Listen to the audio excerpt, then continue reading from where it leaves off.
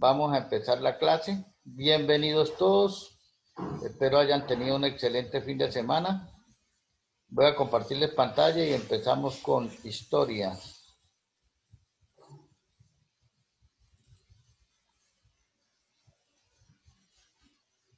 ¿Pueden observar ahí las diapositivas?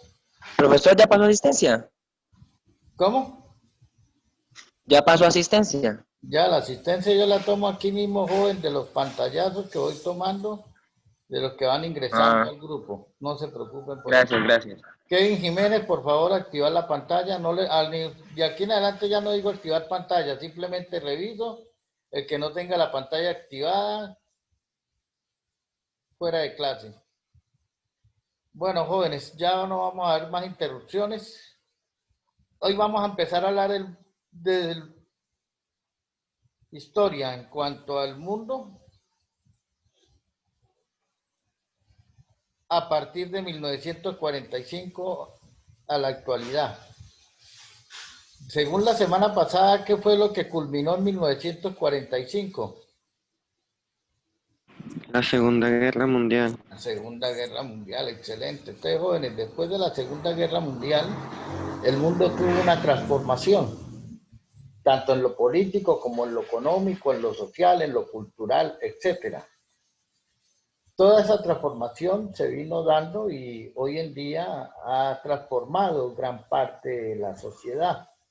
Incluso en la Segunda Guerra Mundial no se hablaba de tecnología, de innovación, no se hablaba de Internet, nada de eso. El Internet surge en pleno periodo de la Guerra Fría y surge como una estrategia militar, no como una tecnología de punta para empresas ni para personas como la utilizamos hoy en día todos. Entonces, en esta parte de la historia todo vino a hacer una transformación. Luego de la Segunda Guerra Mundial, el mundo entró en una bipolaridad. Sabemos que lo bipolar es cuando actuamos de una forma y luego reaccionamos de otra. Es la bipolaridad. Entonces, el mundo iba cambiando y a medida que iba cambiando demostraba por un lado ser pacífico y por otro lado guerrerista. Y cuando hablamos de bipolaridad es porque a pesar de haber surgido tratados internacionales después de la Segunda Guerra Mundial, haberse dado protocolos políticos para evitar expansionismos por parte de otros estados y todas aquellas barbaridades que se dieron antes de la Segunda Guerra Mundial, a pesar de todo esto, el mundo no, o los países no dejaban de ser guerreristas. Incluso aquí vamos a observar lo de la Guerra Mundial, periodo de la Guerra Fría, etcétera. Entonces, por eso se llama bipolaridad. Por un lado querían supuestamente la paz, pero por otro lado seguía la famosa guerra. El enfrentamiento político, económico e ideológico surgió entre dos grandes superpotencias, Estados Unidos y la Unión Soviética. Resulta que estos señores, en la Segunda Guerra Mundial, los dos demostraron tener un poderío armamentístico, señalándolo por encima de todo Estados Unidos. Sin embargo, los rusos, que también han contado con excelente equipo de científicos, y se han dado a la innovación tecnológica dentro del sistema armamentístico, fueron poco a poco descubriendo la potencia de esas armas nucleares o atómicas que habían utilizado los señores norteamericanos en la Segunda Guerra Mundial. Y ellos fueron también a través de infiltraciones que le hicieron al Estado norteamericano, fueron observando la manera en que ellos iban ideando todo lo que tenía que ver con armas químicas, armas biológicas. Y esto los lleva a una rivalidad. La rivalidad que ha existido entre Estados Unidos y la Unión Soviética, hoy en día Rusia, ha sido solamente por el poder armamentístico, demostrar quién de los dos tiene más poder. Después de la Segunda Guerra también dejó debilitados a las potencias coloniales y favoreció el surgimiento de movimientos independientes. Anteriormente, hasta la Segunda Guerra Mundial y poco después de la Segunda Guerra Mundial, les pido disculpas porque como les dije ando un poquito con peste.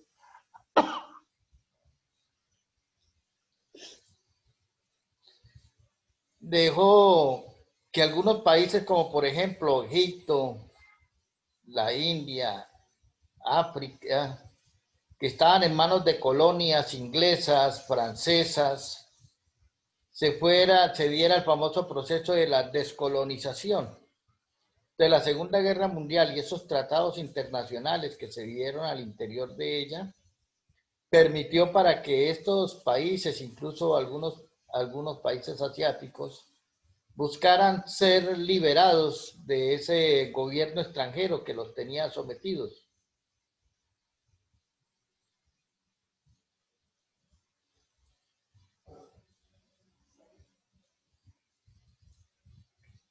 El nuevo orden mundial.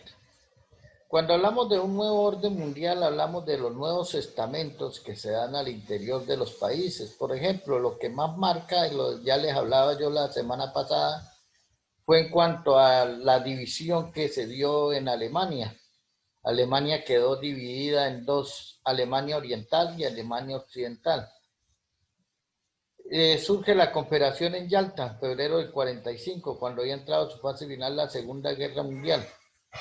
Entonces, aquí entraron tres grandes líderes o tres grandes potencias, como fue Franklin Delano Roosevelt, por Estados Unidos, Winston Churchill por Inglaterra y Joseph Stalin por Rusia o Unión Soviética, para discutir sobre el futuro de Europa luego de la guerra.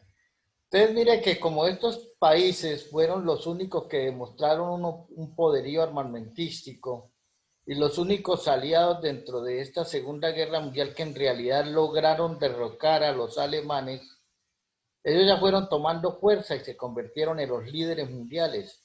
Hoy en día el principal líder pues es Estados Unidos, es uno de los líderes principales. Estados Unidos lidera el mundo no porque sea una potencia económica, sino por ser una potencia armamentística. El terror que han metido a través de las armas y ese poderío que han demostrado que les ha permitido invadir territorios. Yo siempre he dicho, Estados Unidos juega con la doble moral. Ellos hablan de derechos humanos, hablan del derecho internacional humanitario y son los que más vulneran estos derechos. La guerra de Estados Unidos contra el mundo ha sido por algo de lo que ellos carecen, petróleo. Cuando ellos deciden invadir un país sin importar los tratados que existan, lo único que buscan es petróleo. Por ejemplo, ellos le dan el gusto de Estambul, que es un país distante de Estados Unidos, y tener allá supuestamente zonas petroleras que son netamente de Estados Unidos. Cuando ellos buscan invadir a Venezuela, no lo buscan invadir porque a ellos les duela lo que esté sufriendo el pueblo venezolano. A ellos no les interesa si el pueblo venezolano sufre hambre, padece, si lo que hay allá es un tirano. Eso es lo que a ellos menos les importa. Ellos están buscando invadir a Venezuela por las pocas reservas de petróleo que quedan en Venezuela y de las cuales se están favoreciendo en estos momentos. Entonces mire que Estados Unidos, la potencia mundial que todo el mundo conoce, pero que desconocen en cuanto a ese poder armamentístico, ellos no son humanitarios. Ellos simplemente buscan es su poderío económico por medio de otros países. Por eso no les importa a ellos atacar con sus misiles. Ellos no necesitan ni siquiera ir a Venezuela para poder atacarlos, ni siquiera venir a Colombia. Simplemente activan sus misiles, los direccionan hacia Venezuela y hasta ahí llegó el cuento. Después, si llegan por tierra, los soldados se toman el poder y declaran a Venezuela un estado desmilitarizado. El señor Julián Tarazona, por favor, si vuelve a rayar la pantalla, lo saco de clase, lo reporto a Protelco y queda suspendido para la próxima clase. ¿Estamos claros? Yo les tengo activado para mirar quién se atreve a rayar la pantalla. Entonces no me pongan de chistosos. Julián Tarazona, es la última vez que le envío esta, digamos, advertencia. La creación de la ONU. La ONU es uno de los grandes organismos que están representando aquellos países que se adhirieron a ella, y es la famosa Organización de las Naciones Unidas. fue creada desde 1945, precisamente en Estados Unidos, en San Francisco. Entonces, ¿qué es lo que hace la ONU? Supuestamente vela por los derechos de las personas. Por eso les decía hace rato que Estados Unidos es el país que más habla de derechos humanos y es uno de los países que más vulnera estos derechos. Ya nos está agotando el tiempo en el Zoom. En 5 minutos suspendemos y les vuelvo a enviar el link para que ingresen de nuevo, jóvenes. Con el Zoom toca así. Entonces, cuando se crea en la conferencia de San Francisco, la famosa ONU, existe una carta fundamental de ciertos derechos, en la cual surgen 4 principios básicos. Primero, la defensa de los derechos de la persona.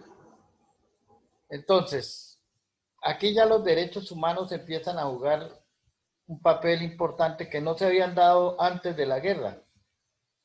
En la Segunda Guerra Mundial no existían los derechos humanos. Por eso es que cuando llegó la Unión Soviética a tomarse el poder, todo lo que tiene que ver con los Países Bajos y la famosa conformación de la URSS, ellos se dan la tarea de, si eran ancianos, no tenían derecho a existir porque estaban una carga para el Estado. Haga de cuenta los ancianos hoy en día en Colombia.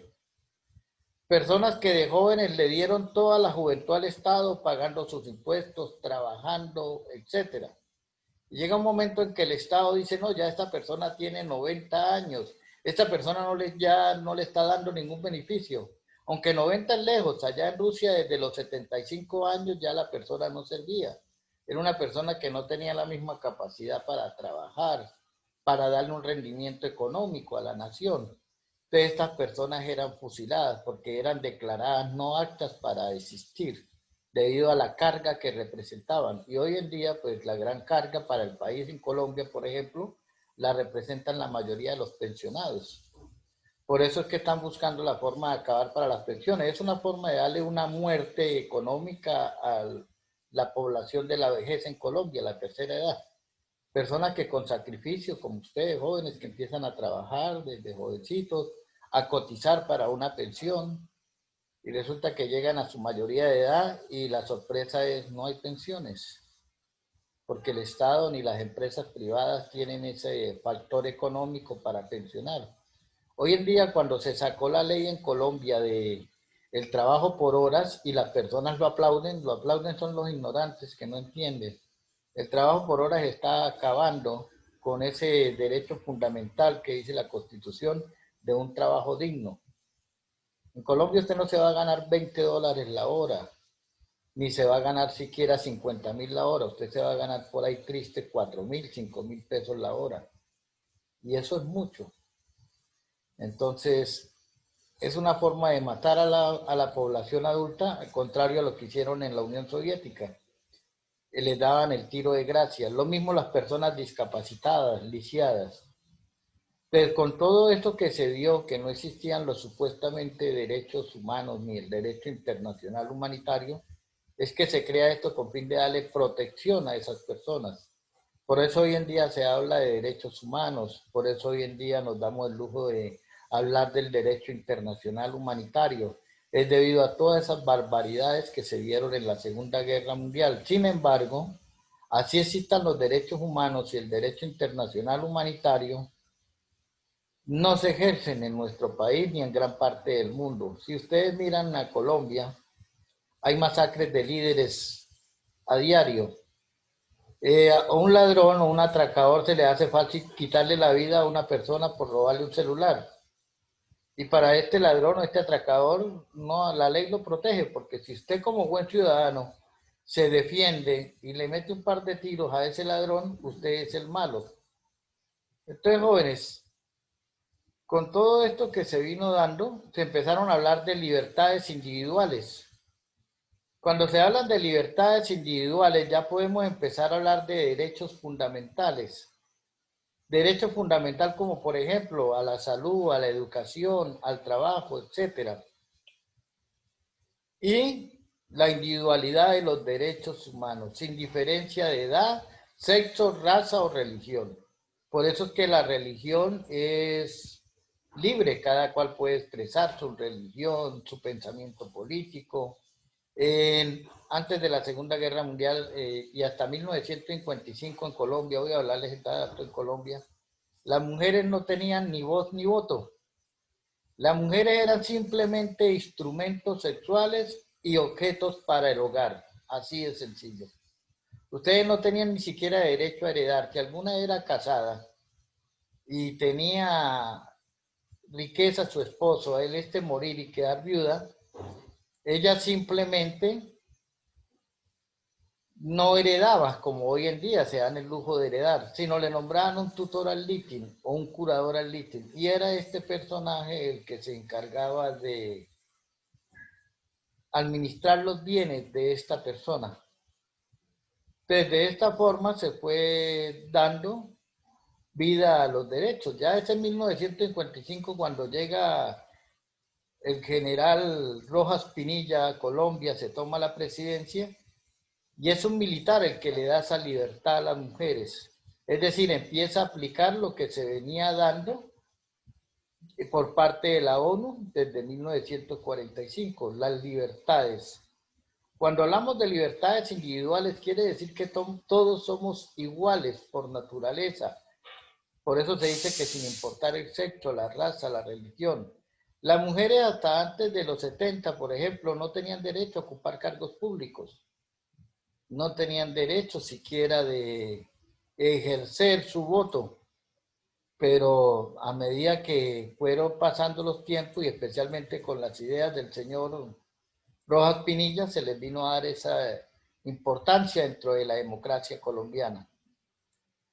Otro factor aquí, las decisiones más importantes las tomaba un Consejo de Seguridad compuesto por 5 países. Hoy en día se ha ampliado el Consejo de la ONU, ya es más amplio, ya la mayoría de los países del mundo participan dentro de este Consejo. Por eso es que cuando un país trata de invadir a otro, acude ante unos organismos que tiene la ONU para revisar esos tratados internacionales y mirar qué tanto se están vulnerando la soberanía de un país por parte de otro extranjero. Cosa que no se le aplica a Estados Unidos, porque si ustedes observan, Estados Unidos puede invadir cualquier país y nadie le puede decir nada. ¿Quién le va a hacer reclamo a tremendo monstruo armamentístico? La conferencia de Potsdam, ya esto se da en 45. Miren, aquí ya estamos hablando todavía de 1945. La historia es bonita, jóvenes, es aburridora para aquellos que no queremos enterarnos de por qué el mundo actúa de esta manera. Por ejemplo, algunos dicen, pero ¿por qué los colombianos o los latinoamericanos son tan sanguinarios? ¿Por qué hay tanta maldad en Latinoamérica? Porque es que eso lo traemos en las venas desde la conquista de los españoles. Voy a dejarles acá, jóvenes, voy a cerrar la clase para grabar esta parte. Ya les envío nuevamente el link y ingresamos de nuevo. ¿Listo, jóvenes? Pido 1000 disculpas, pero así toca con el Zoom. Nos vemos en 3 minuticos.